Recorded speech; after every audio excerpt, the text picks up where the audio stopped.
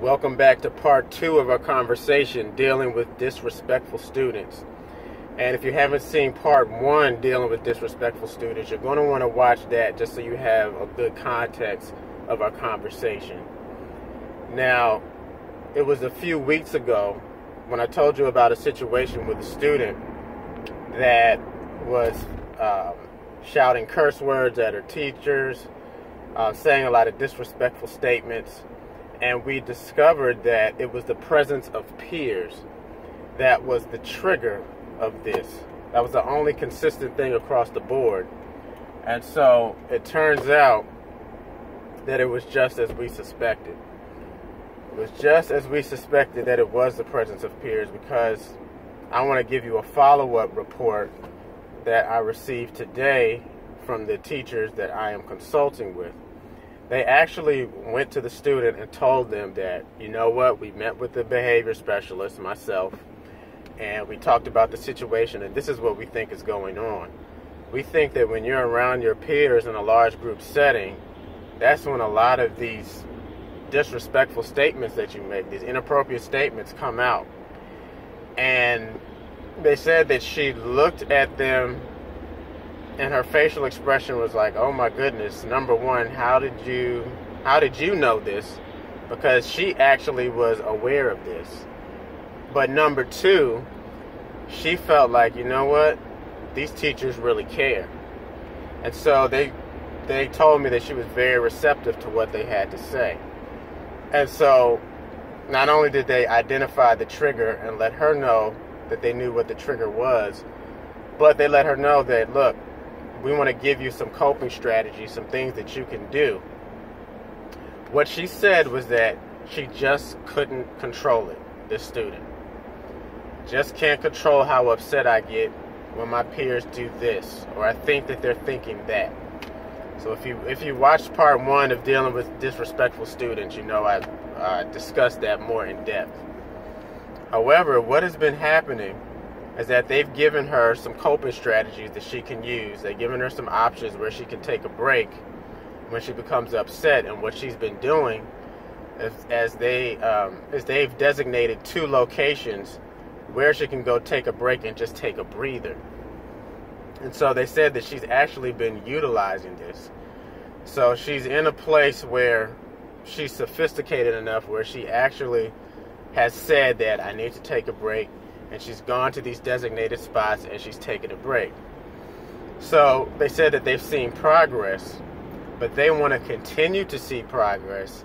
And their concern, which they asked me today, is how do I stop her from abusing this? And what if she just utilizes it more than she needs it?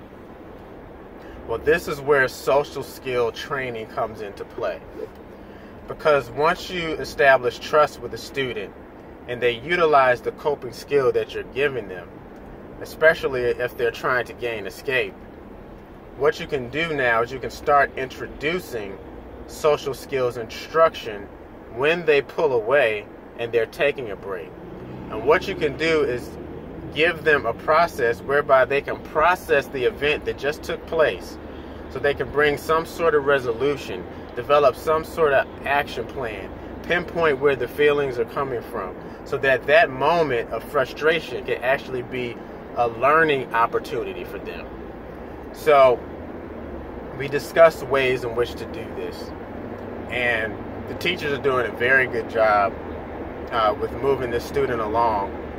So that is one way that you can ensure that a student is not taking a break and all they're doing is taking a break, and they're not learning any type of social skill that they can use to help them avoid the situation or be able to better deal with the situation in the future.